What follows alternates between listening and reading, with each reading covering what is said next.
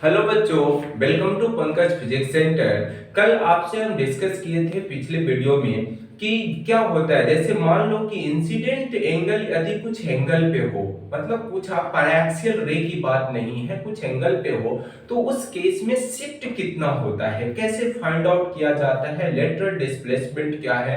यदि आप उस वीडियो को नहीं देखे हो बच्चों, तो हम आज की जो वीडियो है उसके हम डिस्क्रिप्शन में उस लिंक को दे देंगे और उसको जाके उस वीडियो को देखें, ताकि आपको उसके बारे में समझ में आए कि आखिरकार वह होता क्या है, लेटरल डिस्प्लेसमेंट होती क्या है, शिफ्टिंग का फॉर्मूला क्या आया था लेटरल लेटरल डिस्प्लेसमेंट के केस में। तो वह सारा चीज आप देखो ताकि आपको समझ में आएगा। चलो बच्चों, आज हम डिस्कस करने वाले हैं कि क्रिटिकल एंगल क्या होता है, टोटल इंटरनल रिफ्लेक्शन क्या होता है। तो इन सारे चीजों के बारे में हम डिस्कस करेंगे। तो हेडिंग लिखना बच्चों क्रिटिकल एंगल, और उसको पढ़ने से पहले हेडिंग क्या लिखोगे बच्चों, critical critical angle, critical angle and T I R मतलब टोटल इंटरनल रिफ्लेक्शन। रिफ्लेक्शन बच्चों यह सही लिखा हुआ है, ऐसा नहीं कि आर लिख देना। हम रिफ्लेक्शन पढ़ रहे हैं तो मास्टर मेरा गलत लिखा होगा, ऐसा कुछ नहीं है। वो रिफ्लेक्शन ही है ना, T I R total internal reflection. बच्चों थोड़ा थोड़ा इसमें इंपॉर्टेंट पॉइंट के बारे में हम सीखते हैं। बच्चों लिखना क्या लिखोगे, some important point, important point. ध्यान से देखिए क्या कर रहे हैं, ध्यान से सुनो।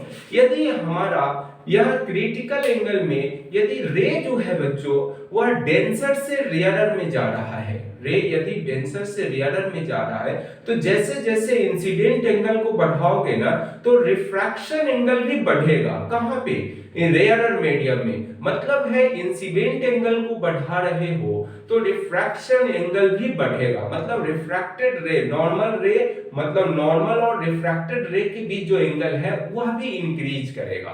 अब जैसे जैसे इंक्रीज करते रहो इंसिडेंट रे को, लेकिन एक कंडीशन आएगा जिस पे रिफ्रैक्टेड रे जो है बच्चों एकदम 90 डिग्री पे चला जाएगा, मतलब रेयरर मीडियम में 90 डिग्री पे जाएगा। तो ऐसे सिचुएशन जो इस मतलब जब ऐसा होगा तो जो एंगल पे इंसिडेंट एंगल पे ऐसा हो रहा है उसी को क्या बोलते हैं, क्रिटिकल एंगल बोलते हैं। तो बच्चों ध्यान से देखना।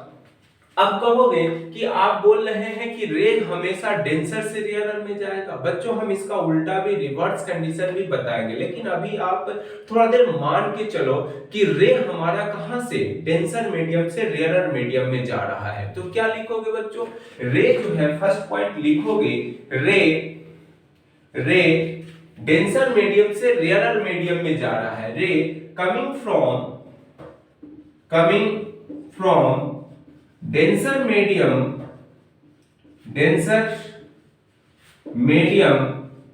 to rarer medium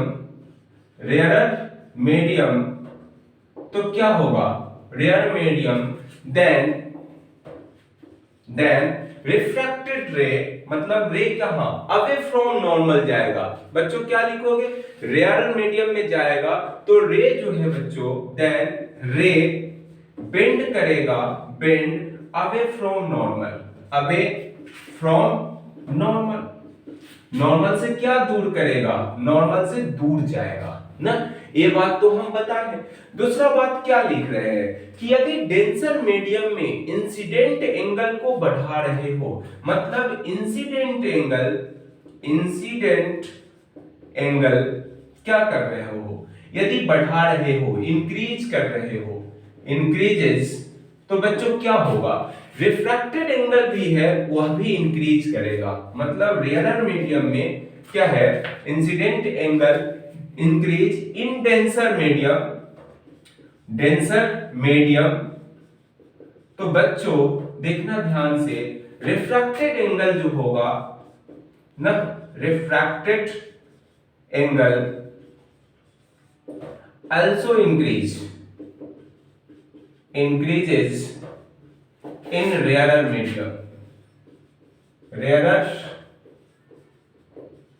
medium. कोई परेशानी क्या? स्क्रीनशॉट लो बच्चों, इससे हम फिगर आपको बताते हैं कैसे होने वाला है ना। चलो हो गया, चलो देखते हैं बच्चों, ध्यान से देखो, फिगर को समझो। क्या बोले हैं कि रे हमारा डेंसर मीडियम से रेयरर मीडियम में जा रहा है। इधर मान लो बच्चों कि यह हमारा डेंसर है, डेंसर मीडियम है, मीडियम मीडियम, और इधर हमारा रेयरर है, रेयरर मीडियम। कोई परेशानी क्या? बच्चों यहाँ पे हमारा सरफेस पे नॉर्मल ड्रॉ कर लिए। देख तो यह रे है इस तरह से, जब यहाँ पे रे जा रहा है तो यह एंगल आई है। नॉर्मल और इंसिडेंट रे के बीच जो एंगल बनेगा उसको इंसिडेंट एंगल बोलते हैं। तो यह कहा जाएगा, कुछ ऐसा बेंड करेगा ना। यहाँ पे देख, यह जो रे है इस तरह, तो क्या करेगा, नॉर्मल से बेंड करेगा, ऐसे करेगा कि नहीं। अब क्या है, कुछ और, यह सिचुएशन 1 है, दूसरे सिचुएशन में और एंगल बढ़ा दो। अभी भी इधर D है और इधर R है, रेयरर है बच्चों और ये डेंसर है। कोई दिक्कत क्या? अब एंगल बढ़ा रहे हैं, क्या कर रहे हैं बच्चों, एंगल बढ़ाओ इस तरह से, सिचुएशन इस तरह है। तो रे क्या हुआ, कुछ ऐसे आया। मतलब जैसे जैसे I बढ़ रहा है, जैसे जैसे I बढ़ रहा है बच्चों, तो हमारा I बढ़ा तो R भी बढ़ रहा है कि नहीं। अब देख, एक ऐसा सिचुएशन आएगा कि जहां पे यह इंसिडेंट रे है रेयरर मीडियम में ठीक पैरेलल टू किसके, अलोंग सरफेस के अलोंग चला जाएगा। तो बच्चों क्या होगा, देख तो यहाँ पे थर्ड नंबर केस है, यहाँ देखना, यह है हमारा, यह रे जो है कुछ एंगल और बढ़ा दिए इंसिडेंट का, तो आई है। तो अब देख यहाँ पे यह रेयरर मीडियम में यह इस तरह चला गया है, देख तो इस तरह सरफेस से, और ये 90 डिग्री एंगल बना रहा है ना, 90 डिग्री एंगल बना लिया। तो यह हमारा इस केस में क्या है, तो यहाँ पे जो आई जो होगा ना वो क्या होगा, क्रिटिकल एंगल होगा, क्रिटिकल एंगल कहलाएगा ना। जिस एंगल पे, जिस इंसिडेंट एंगल के लिए यदि रिफ्रैक्टेड रे रेयरर मीडियम में 90 डिग्री पे चला जाए तो उसको क्या बोलते हैं बच्चों, हम बोलते हैं कि क्रिटिकल एंगल है। तो ये स्क्रीनशॉट लो बच्चों, हम डेफिनेशन, यहाँ पे क्या होगा, आई जो होगा वो क्या है, लेसर है सी से, तभी तो ऐसा हुआ है। यहाँ भी आई जो है वो लेसर है सी से। तो ये सारी बात बच्चों, इस मीडियम में क्या हो रहा है, यहाँ भी अभी क्या हो रहा है, रिफ्रैक्शन की प्रोसेस हो रही है, रिफ्रैक्शन हो रहा है। यहां भी क्या हो रहा है बच्चों, रिफ्रैक्शन ही हो रहा है, रिफ्रैक्शन हो रहा है। यहां भी क्या हो रहा है, रिफ्रैक्शन ही हो रहा है। कोई परेशानी क्या, यहां भी रिफ्रैक्शन ही हो रहा है। अब लेकिन एंगल यहां पे बढ़ाओगे तो गड़बड़ मामला है, कुछ और होने वाला है। तो देखना बच्चों, ये सारी चीज आप लिख लो। उसके बाद यहां बोलते हैं ग्रेजिंग इमरजेंस भी बोलते हैं, इसको क्या बोलते हैं बच्चों, ग्रेजिंग, ग्रेजिंग इमरजेंस, इमरजेंस। अब कहोगे कि ये ग्रेजिंग इमरजेंस क्या होगा, कुछ पल्ले नहीं पड़ रहा है बच्चों, ध्यान से देखो। यह ग्रेजिंग कहने का मतलब है कि वह एंगल जो होगा बच्चों, यह 90 डिग्री जो माने हैं वो एग्जैक्ट 90 है नहीं, मतलब क्या है, 89.9999 है, तो इसीलिए वह एग्जैक्ट 90 नहीं है। तो ऐसे सिचुएशन को बच्चों बोला जाता है कि यह ग्रेजिंग इमरजेंस है ना। ग्रेजिंग कहने का, या मान लो कि आपको ग्रेजिंग इंसिडेंट रे बोल दे, इसका मतलब क्या समझोगे कि एंगल जो है वो एग्जैक्ट 90 नहीं है, 89.999 के समथिंग है, मतलब वह अप्रॉक्स 90 ही बोल रहा है। तो इसीलिए बच्चों हम बोलते हैं कि ग्रेजिंग इमरजेंस है। आज के बाद आपसे पूछे कि ग्रेजिंग इमरजेंस करने का मतलब है बच्चों, एंगल जो है वो 90 डिग्री एग्जैक्ट नहीं है, वो थोड़ा सा कम है, 90 के आसपास है, तो इसीलिए हम ग्रेजिंग इमरजेंस बोलते हैं। चलो स्क्रीनशॉट ले लो इसको, हम क्रिटिकल एंगल क्या होता है उसके बारे में डेफिनेशन लिख लेते हैं। चलो हो गया बच्चों, लिखते हैं कि डेफिनेशन क्या होता है क्रिटिकल एंगल का। तो क्या लिखोगे, फिगर से समझ के लिखो। तो बच्चों लिखते हैं, क्या लिखोगे, ध्यान से देखो, फिगर को देखो। तो फिगर से हम लिखेंगे क्या, कि द एंगल ऑफ इंसिडेंस क्या लिखोगे, the angle of incident, the angle of incidence in denser medium ना, आई लिख लेते हैं ना, आई इन डेंसर मीडियम ना, medium, denser medium for which angle of incidence I in denser medium for which the angle of refraction in the rarer medium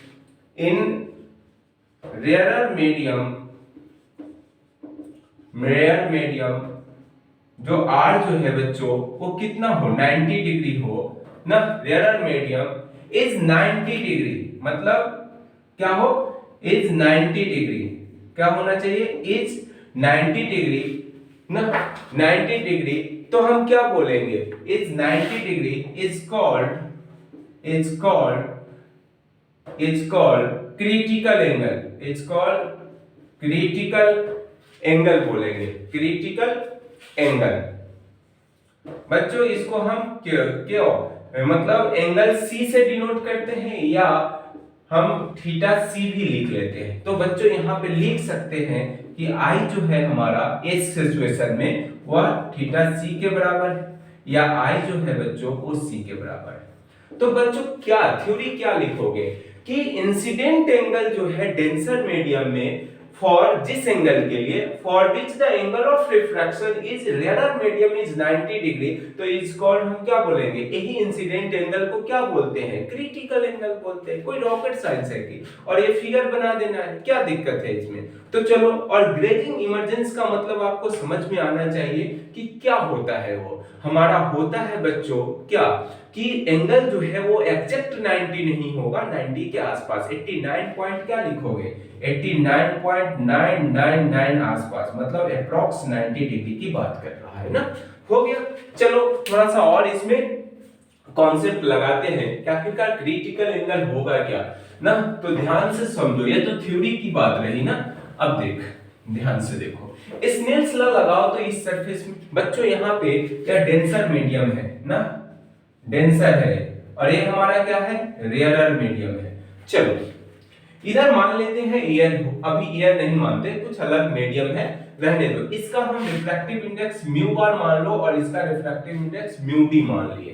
तो क्या है, Snell's law लगाओ तो फ्रॉम स्नेल्स लॉ क्या बोलता है, ध्यान से देखो तो, जिस मीडियम से रे आ रही है ना उसी मीडियम का रिफ्रैक्टिव इंडेक्स और उसका एंगल लेना है। तो mu T sine R I equal to mu R sine R की जगह क्या लिखोगे, 90 डिग्री, तो लिख दो mu D sine I equal to क्या लिखोगे, म्यू आर साइन 90 डिग्री। अब कहोगे 90 क्यों लिख दिए, अरे यह एंगल जो है इंसिडेंट एंगल वो जाने के बाद कितना 90 पे ही जा रहा है ना, और रिफ्रैक्शन हो रहा है रेयरर मीडियम में। तो mu T equal to sine I equal to क्या लिखोगे, म्यू आर, और साइन 90 क्या होता है 1, तो यहाँ मतलब साइन आई जो होगा बच्चों वो क्या लिखोगे, mu R upon mu D होगा कि नहीं।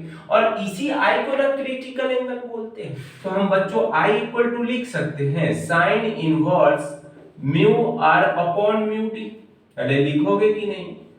चलो इसी को तो थीटा सी लिख दो, तो थीटा सी हमारा क्या होगा, sine inverse mu R upon mu D.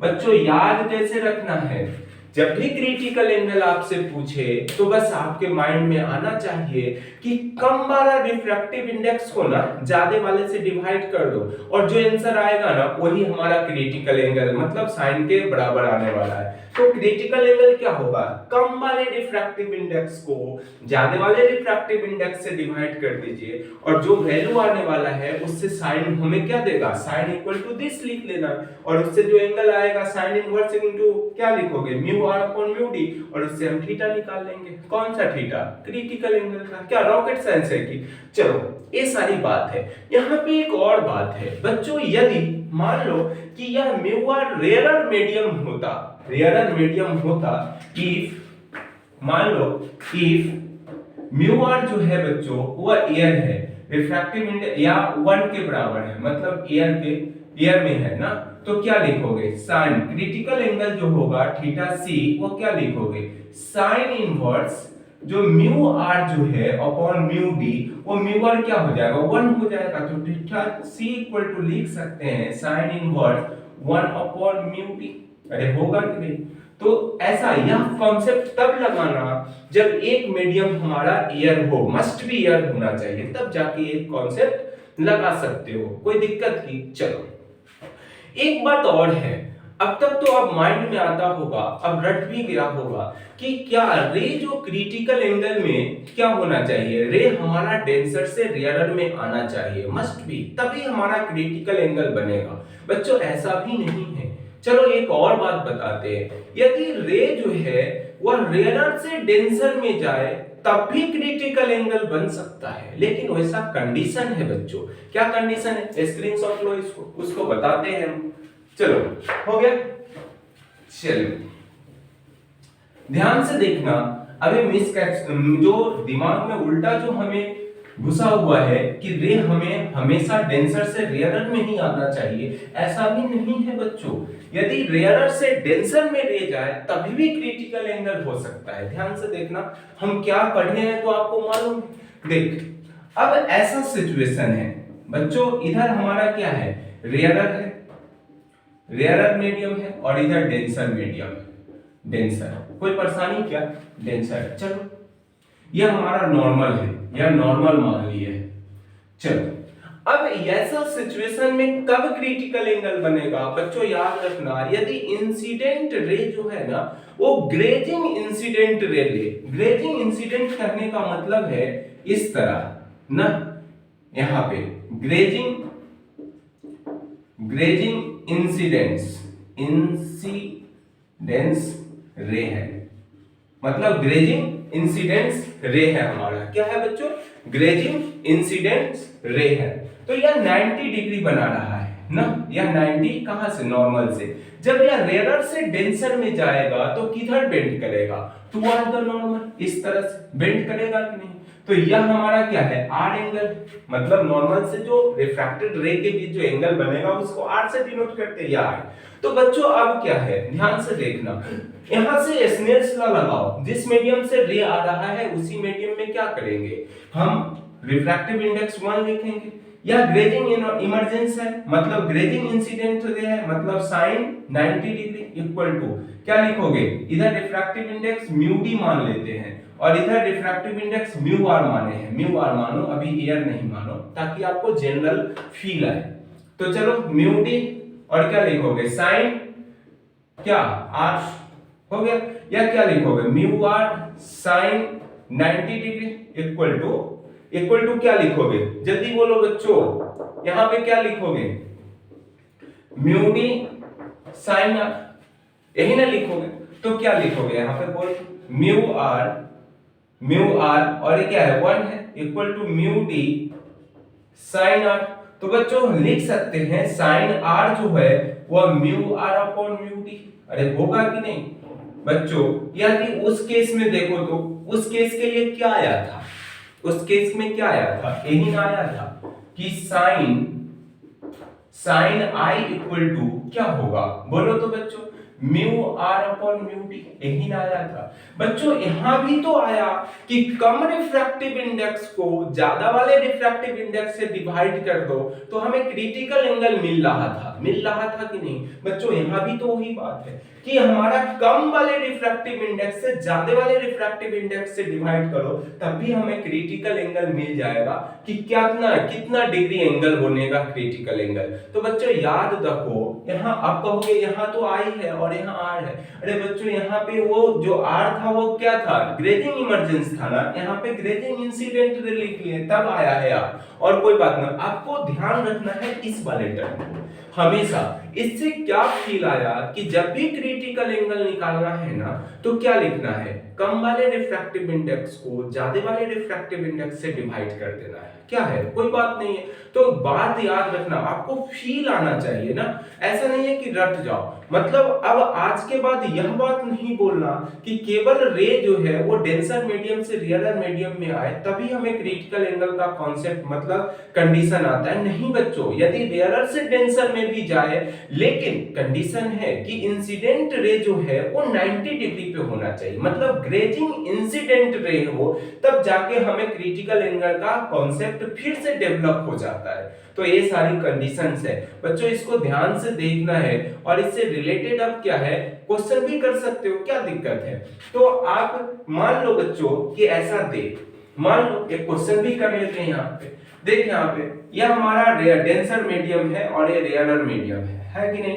यह हमारा क्या है बच्चों, मान लो कि यह रे जो है इस तरह से जा रहा है ना, रे, और यह रे को एंगल हम माने हैं इंसिडेंट एंगल 60 डिग्री। आपसे हम पूछे कि रिफ्रैक्टेड एंगल कितना होगा, तो बच्चों आराम से कर सकते हो। इसको मान लो 1 है, मतलब इसका रिफ्रैक्टिव इंडेक्स कितना 3/2 और इसका 1 मान लेते हैं। तो क्या लिखोगे, बोल तो स्नेल्स लॉ लगा देते हैं, क्या आएगा और क्या आएगा, अवे फ्रॉम नॉर्मल जाएगा कि मतलब अवे फ्रॉम नॉर्मल, क्योंकि यहाँ पे रेयरर है। तो चल लगा दो स्नेल्स लॉ, क्या लिखोगे 3/2 sin 60 degree equal to 1 into sin r, या r यही तो मालूम करना है। तो क्या लिखोगे 3/2 और sin 60 degree root 3/2 equal to कितना sin r।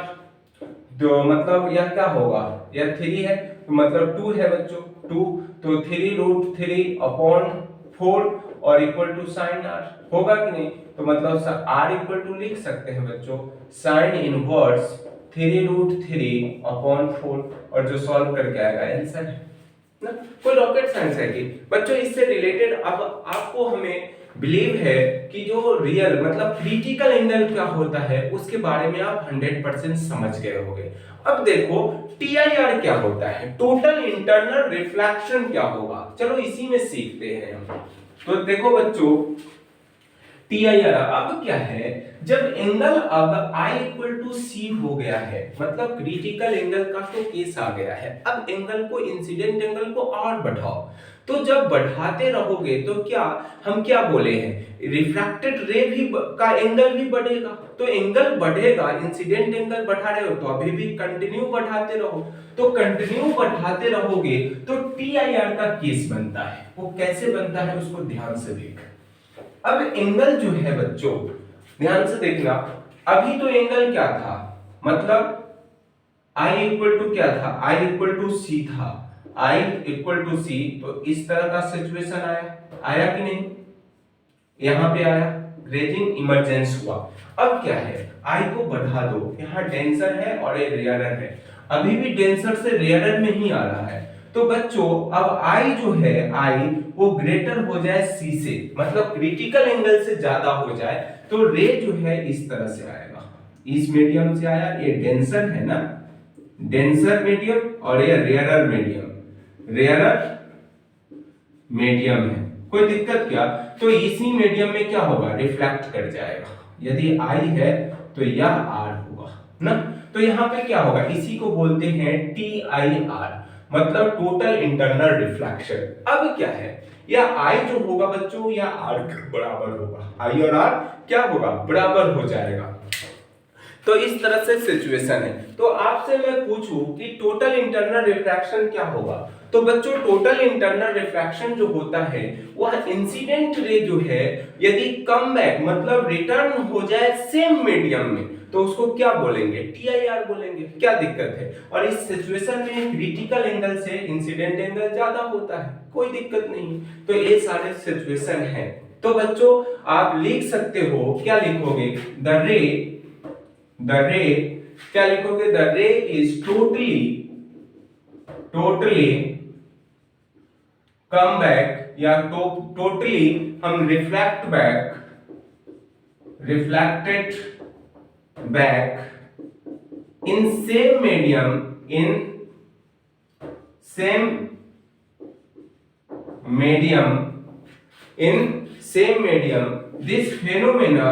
this phenomenon is called TIR मतलब टोटल इंटरनल रिफ्रैक्शन होगा। क्या दिक्कत है इसमें? चलो थोड़ा सा और इसका कंडीशन पढ़ लेते हैं। स्क्रीनशॉट ले लो बच्चों। चलो स्क्रीनशॉट हो जाने के बाद एक कंडीशन है इसमें, तो इन सारे कंडीशन को पढ़ लेते हैं ना।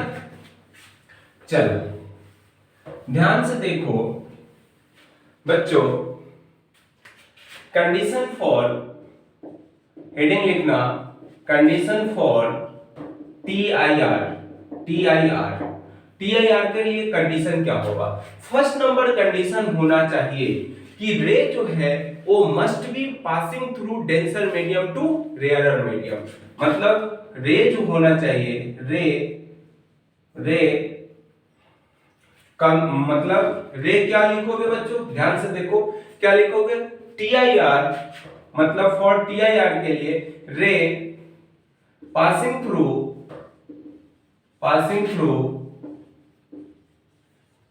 denser medium to rarer medium। क्या कोई परेशानी क्या कि रे जो है वो डेंसर मीडियम से कहां जाना चाहिए? रेयरर मीडियम में जाना चाहिए। उसके बाद क्या लिखोगे?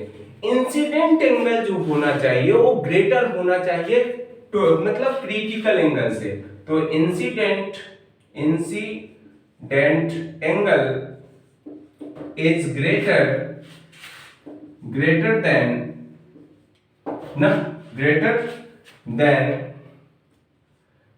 देन क्या लिखोगे?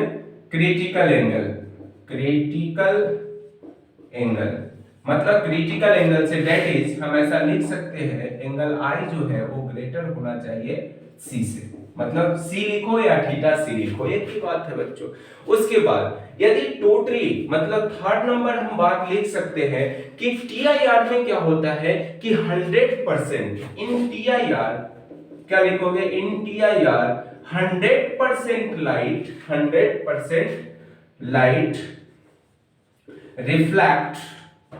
reflected in same medium। ऐसा नहीं है बच्चों कि डेंसर से आ रहा है, रेयरर में रिफ्रैक्शन हो रहा है। ऐसा रिफ्रैक्शन होता तो सेम मीडियम में होगा तभी तो रिफ्लेक्शन मतलब रिफ्लेक्शन बोल रहे हैं। मतलब TIR हमारा क्या है? एक ही मीडियम में 100% लाइट क्या होगा? रिफ्लेक्ट कर जाएगा। मतलब क्या है? मान लो कि 100 जूल एनर्जी आपको आ रहा है ना, इंसिडेंट एंगल मतलब एनर्जी आ रहा है, तो 100 जूल हमें कहां मिलना चाहिए? सेम मीडियम में ही मिलना चाहिए। ऐसा नहीं है कि कुछ और मतलब दूसरे मीडियम में चला जाए। तो इस तरह से TIR का केस बनता है बच्चों। इसका भी स्क्रीनशॉट ले लेना है।